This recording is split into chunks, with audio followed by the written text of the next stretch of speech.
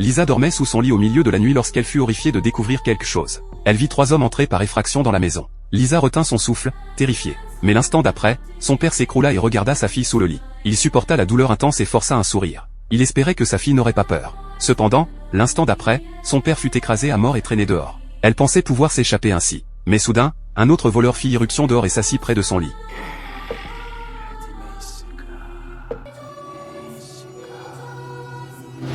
Après avoir été emmenée, Lisa fut vendue à un homme de 70 ans. Au moment même où le vieil homme voulait brutaliser Lisa, elle fut sauvée par John, le chef de l'organisation meurtrière. Il l'adopta et la força à devenir tueuse. Ce jour-là, Lisa partit seule se venger après avoir appris l'existence du meurtrier. Mais elle tomba dans un piège et fut attrapée. Au même moment, John s'introduisit par la fenêtre.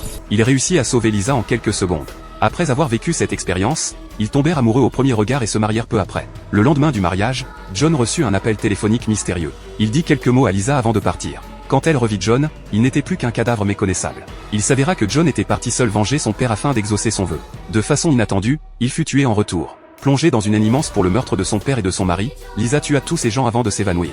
À son réveil, elle avait un visage étrange. Elle se trouvait dans un camp d'entraînement pour femmes entièrement fermé. Lisa avait retenu un manager en otage ce jour-là et voulait s'échapper. Mais tout le monde était calme. Jusqu'à ce qu'une femme aux cheveux courts se précipite et dise savoir où se trouvait la sortie. Lisa la suivit immédiatement. La femme aux cheveux courts s'enfuit et sauta d'une falaise de plus de 10 mètres. Lisa la suivit immédiatement. À ce moment-là, la femme aux cheveux courts tira soudainement. Lisa fut touchée et tomba au sol. Il s'avéra que la base testait sa condition physique. Mais Lisa, très émue, déclara qu'elle ne voulait plus vivre.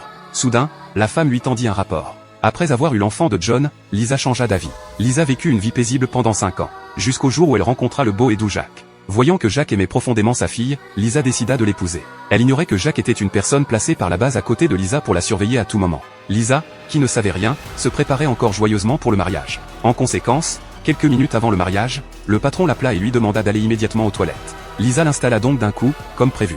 Puis elle visa depuis le support du ventilateur d'extraction. Mais au moment même où Lisa visait sa cible, une scène incroyable se déroulait devant elle.